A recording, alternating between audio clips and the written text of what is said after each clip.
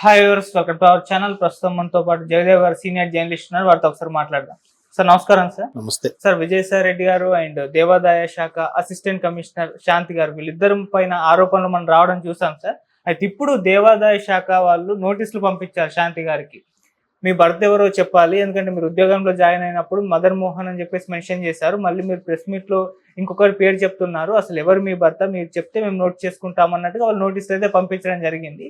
మరి ఇప్పుడు ఈ నోటీసుల పైన మీ ఒపీనియన్ ఏంటి? మరి శాంతి గారు ఏ విధంగా రియాక్ట్ అయ్యే అవకాశం ఉంది? ఏం మాట్లాడదామండి ఇలాంటి విషయాల్లో? ఎందుకంటే శాంతి గారు నన్ను అనవసరంగా రోడ్డుకి ఇచ్చారు అని బాధపడారు. బట్ ఆవిడే ప్రెస్ మీట్ లో సుభాష్ గారిని పెళ్లి చేసుకున్నారన్నట్టు చెప్పారట. నేను చూడలేదు అది. ఇప్పుడు ఎండోన్మెంట్ గవర్నమెంట్ దేవాదాయ శాఖలో అసిస్టెంట్ కమిషనర్గా ఉన్నారు కాబట్టి వాళ్ళే పంపించారు. బట్ ఎంత తతంగం నడుస్తున్నా, ఎంతైనా ఒక ప్రభుత్వ ఉద్యోగికి సంబంధించి ఇన్ని ఎలిగేషన్స్ వస్తున్నా ప్రభుత్వం నుంచి ఎటువంటి చర్యలు లేవు.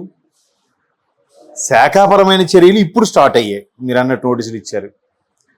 ఈవెన్ ఆమె భర్తగా చెప్పుకునే మదన్ మోహన్ కూడా పిల్లాడిని తీసుకొని వెళ్ళి నాకు ప్రాణభయం ఉంది అని చెప్పి హోంమంత్రి అనిత గారిని కలిశారన్నట్టు కూడా మనం వార్తల్లో చూసాం. సో అలాంటి పరిస్థితుల్లో ఆవిడైనా ఎంక్వైరీ చేసి ఏంటి ఈ రాద్ధాంతం ఎటు తీసుకెళ్తుంది అన్నట్టు కూడా ఏం చెప్పట్లేదు. ఒకవైపు వీళ్ళేమంటున్నారు, ఇదంతా టీడీపీ వాళ్ళు పడిన కుట్ర అంటున్నారు. టీడీపీ వాళ్ళు ఏమంటున్నారు, ఇదంతా అక్కడ విజయసాయి రెడ్డి గారికి పార్టీలో ప్రాధాన్యత తగ్గించడం కోసమే వాళ్ళల్లో వాళ్ళు గోతులు తవ్వుకుంటున్నారని చెప్పి టీడీపీ వాళ్ళు అంటున్నారు. మొత్తం మీద శాంతి గారి అంశం వచ్చింది. అసలు శాంతి గారి అంశం ఎలవే రావడానికి కారణం భర్త అయిన మదన్ మోహన్ గారు. ఆయన అసలు భారీ విషయం అలా బయటకు పెట్టి ఎందుకు చెప్పుకోవాలనుకుంటున్నాడు అనేది ఇప్పటికీ మిస్టరీయే. ఎవరికో పుట్టిన బిడ్డ అయితే మీరెందుకు అంత సఫర్ అవ్వాలి? మీరెందుకు అంత రోడ్డుకు వచ్చి చెప్పాలి? లేదు, ఇష్టం లేదు, వదిలేసి వెళ్ళిపోయి విడాకులు తీసుకోవాలి. కానీ ఇలా మాట్లాడడం ఏంటి? దాంట్లో కీలకమైన వ్యక్తి విజయసాయి రెడ్డి గారి పేరు ప్రస్తావించడం ఏంటి? మొత్తం వ్యవహారంలో ఎవరు స్పందించకపోవడం ఏంటి? వైసీపీలో విజయసాయి రెడ్డి గారు తప్ప మిగతా కీలక నేతలు మాట్లాడకపోవడం ఏంటి?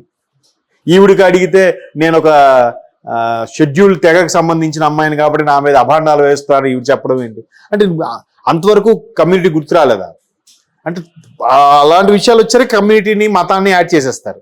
దాన్ని ఎందుకు లాగుతున్నారు? దాని గురించి ఎవరు మాట్లాడలేదే. అయితే ఇక్కడ దేవాదాయ శాఖ ఎట్టకేలకి మీరు అన్నట్టు కళ్ళు తెరిచినట్టుంది. అసలు నామినీ ఇప్పుడు భర్త పేరు ఎందుకంటే నామినీ రిలేషన్స్ రేపు పొద్దున సర్వీసులు ఉన్నప్పుడు ఏమైనా జరిగింది అనుకోండి, తదనంతరం భర్తకు ఉద్యోగం రావడమో, తదనంతరం భర్తకి పెన్షన్ రావడమో, లేదా పిల్లలకి ఇది అవ్వడమో దాని మీద బెనిఫిట్ మీద నామినీ పేరు రాస్తారు. మరి ఆ జాయినింగ్ రిపోర్ట్ అప్పుడు సంబంధించిన ఏవైతే ఉన్నాయో ప్రోటోకాల్, జాయినింగ్ రిపోర్ట్ ప్రకారము, జాయినింగ్ దీని ప్రకారము అంత సబ్మిట్ చేయాలి. ఎవరు ఏంటి, మీ బ్యాంక్ డీటెయిల్స్ ఏంటి, మీ పాన్ ఏంటి, ఆధార్ ఏంటి, జాయినింగ్ రిపోర్టు, మీ ఒరిజినల్ సర్టిఫికెట్స్ వెరిఫికేషను, ఇవన్నీ జరుగుతాయి కదా గవర్నమెంట్ సెక్టర్లో జాయినింగ్ అప్పుడు.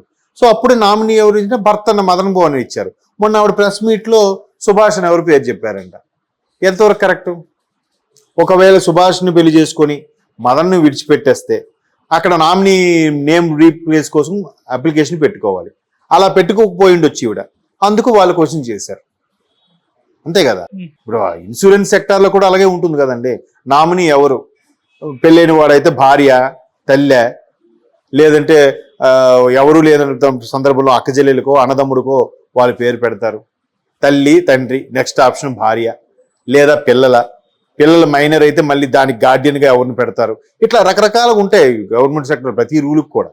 సో అట్లాగా అక్కడ నామినీ డీటెయిల్స్ ఒకళ్ళు ఇచ్చినప్పుడు ఇక్కడ వేరే వాళ్ళ పేరు ఉండడం అనేది ఎంతవరకు కరెక్ట్ అని ఎక్స్ప్లెనేషన్ అడుగుతుంది. ఒకవైపు మీ మీద ఎలిగేషన్స్ వస్తున్నాయమ్మా, అవి కానీ నిజమైతే మీ మీద చర్యలు తీసుకోవాల్సి ఉంటుంది అన్నట్టుగా ఏవో రకరకాలు ఉంటాయి.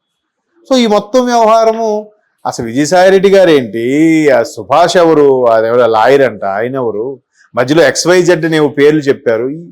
మొత్తం అంత తలకిందులుగా తిరకాసుగా ఉంది. అసలు ఇప్పుడు ఏమవుతుంది, ఈవిడ అంశం మీద తీగలాగుతుంటే డొంకంతా కదులుతుంది. ఇక్కడ అంశం ఏంటి, ఈమెకి విజయసాయి రెడ్డి గారికి ఏదో సంబంధం ఉందని, ఈమెకి ఆ సుభాష్ అనే వ్యక్తికి ఏదో సంబంధం ఉందనే విషయంలో స్టార్ట్ అయింది. ఈవిడ గతంలో దేవాదాయ శాఖ అసిస్టెంట్ కమిషనర్ ఉన్నప్పుడు అనకాపల్లి దేవాలయంలో ఎలా చేశారు, వైజాగ్లో ఒక దేవాలయంకి ఎలా చేశారు, లేదా సింహాచలంలో దేవాలయంకి ఎలా చేశారు, ఆ భూములు అన్యాక్రాంతం అయిపోయాయి, లేదంటే దేవాదాయకు సంబంధించిన కొన్ని రకాల ఆస్తులు ఇదైపోయాయి, అందులో వీళ్ళు దేవాదాయ శాఖలో ఉన్నప్పుడు బోర్డు మెంబర్స్గా ఉన్నప్పుడు అక్కడ ఉండే షాపులు వాళ్ళకి బోర్డు మెంబర్గా ఇవ్వకూడదు. ఒకవేళ షాపులకి ఇస్తే టెండర్లు పిలిచి ఇవ్వాలి, ఎవరికి వస్తే వాళ్ళకి ఇవ్వాలి, వీళ్ళు తెలిసిన వాళ్ళకి నచ్చినట్టు ఇచ్చుకోవడం వీళ్ళు, ఇలాగ రకరకాలుగా రూల్స్, అవన్నీ రూల్స్ అతిక్రమించారు. ఈవిడ ఎంతో ఎక్స్పెక్ట్ చేసి వాళ్ళ దగ్గర నుంచి ఎంతో లబ్ధి పొందే ఈ విధంగా చేశారని ఆవిడ ఆరోపణ అయితే ఎదుర్కొంటున్నారు. ఆవిడ ప్రెస్ మీట్లో కూడా ఏడ్చుకుంటూ చెప్పింది. బట్ భర్త మదన్ మోహన్ కూడా అంతే గట్టిగా చెప్తున్నాడు. ఆయన ఇప్పుడు ఎవరు పరువు తీసుకోవడం ఆడు ఒప్పుకుంటాడా? చాలా మంది సందర్భాల్లో కూడా మనం చూసాం, నచ్చపోతే గొడవలు అవ్వడం, విడిపోవడం, బాగా సెన్సిటివ్ అయితే అరే పెళ్ళం ఎవరితోనో వెళ్ళిపోయిందని బాధకి వీడు ఎవడు సూసైడ్ చేసుకోవడం, ఇలాంటి కేసులు చూసిన సందర్భాలు ఉన్నాయి. కానీ నా భార్య నేను లేనప్పుడు వేరే వాళ్ళతో బిడ్డను కంది అనే దాని మీద కోర్టుకి వెళ్ళడము, లేదంటే వీళ్ళ మీద ఎవరెవరితో బిడ్డ కన్నదని అనుమానం వ్యక్తం చేస్తున్నారో వాళ్ళ మీద కేసు ఫైల్ చేయడం అనేది అంత ఒక సినిమాటిక్ ప్లే లాగా అనిపిస్తుంది, ఒక డిఫరెంట్ ఇదిలాగా అనిపిస్తుంది.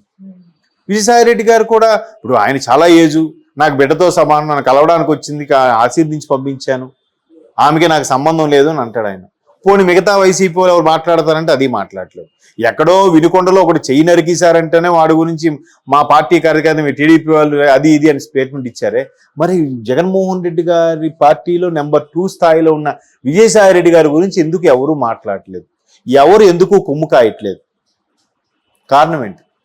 అంటే ఆ వినుకొండలో చేయి పోగొట్టుకున్న వాడి కన్నా తక్కువ ఈయన, లేకపోతే ఎక్కువనే, లేకపోతే ఈయన గుర్తింపు లేని వ్యక్తేనా, ఈయన పట్టించుకోవాల్సిన అవసరం లేదనే? ఇప్పుడు ఇంత పొద్దున్న నేను ఇంకో అంశం కూడా విన్నాను. ముందు దేవాదాయ శాఖ బెల్లంపల్లి శ్రీనివాస్ గారు కూడా ఉండేవారు. బెల్లంపల్లి శ్రీనివాస్ గారు ఉన్నప్పుడు కూడా ఇటువంటి అవకతవకలు జరిగాయా అంటే ఇందులో ఆయనకు కూడా భాగం ఉందా అన్నట్టు కూడా ఇన్వెస్టిగేషన్ స్టార్ట్ చేయబోతున్నారు అని వార్తలు వస్తున్నాయి. ఎంతవరకు వాస్తవం తెలియదు. ఆ తర్వాత ఆయన 2 ఏళ్ళు ఎంతో ఉన్నాడు, తర్వాత ఇప్పుడు వేరే ఆయనకి ఇచ్చేస్తారు 2 ఏళ్ళ తర్వాత దేవాదాయ శాఖ. ఇలాగ రకరకాలుగా ఏవి అసలు కేసు ఫైల్ అయింది దేని మీద, దాని మీద ఎందుకు పోలీసులు ఇంకా చొరవ చూపించట్లేదు, ఇంకా తీసుకోవట్లేదు?